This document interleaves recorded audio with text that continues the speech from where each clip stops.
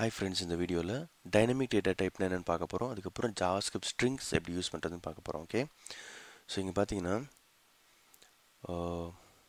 Dynamic data டைப்னா என்னென்னா single variable same variable வந்து multiple data டைப்ஸை hold பண்ண முடியும். ஃபார் எக்ஸாம்பிள் இங்கே வந்து ஏ இஸ் ஈக்குவல் டு நம்பர் 15ன்றது ஒரு நம்பர், அதை அசைன் பண்ணியிருக்கேன். அதே மாதிரி சேம் வேரியபிளுக்கே நான் வந்து ஒரு ஸ்ட்ரிங்ஸ் அசைன் பண்ணியிருக்கேன். ஸோ இனிஷியலாக 50 நம்பர் அசைன் பண்ணேன். அதுக்கப்புறம் அதே வேரியபிளுக்கு string assign பண்ணியிருக்கிறேன். Okay, so this is possible.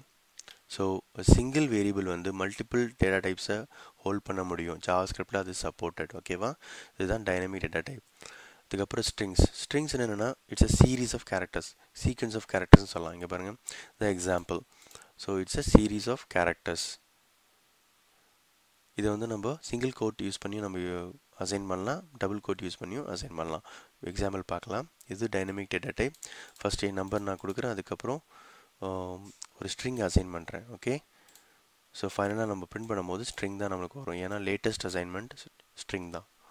அதுக்கப்புறம் சிங்கிள் கோட் யூஸ் பண்ணி ஒரு ஸ்ட்ரிங் க்ரியேட் பண்ணுறேன், அதுக்கப்புறம் டபுள் கோட் யூஸ் பண்ணி ஒரு ஸ்ட்ரிங் க்ரியேட் பண்ணி அதை அசைன் பண்ணுறேன். ஸோ இதுதான் நம்ம டெமோவில் பார்க்க போகிறோம்.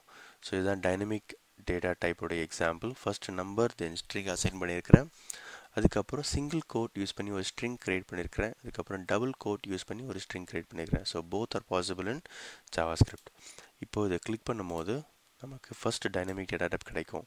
ஸோ லேட்டஸ்ட்டாக நான் ஸ்ட்ரிங் அசைன் பண்ணியிருக்கிறேன். So multiple data types to a single variable it is possible.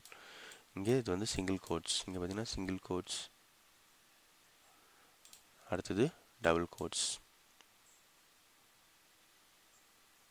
Okay, so இப்படி தான் நம்ம double quotes, single quote string நம்ம கிரியேட் பண்ணலாம் ஜாவாஸ்கிரிப்டில். உங்களுக்கு இந்த வீடியோ பிடிச்சிருக்குன்னு நினைக்கிறேன். தேங்க்யூ.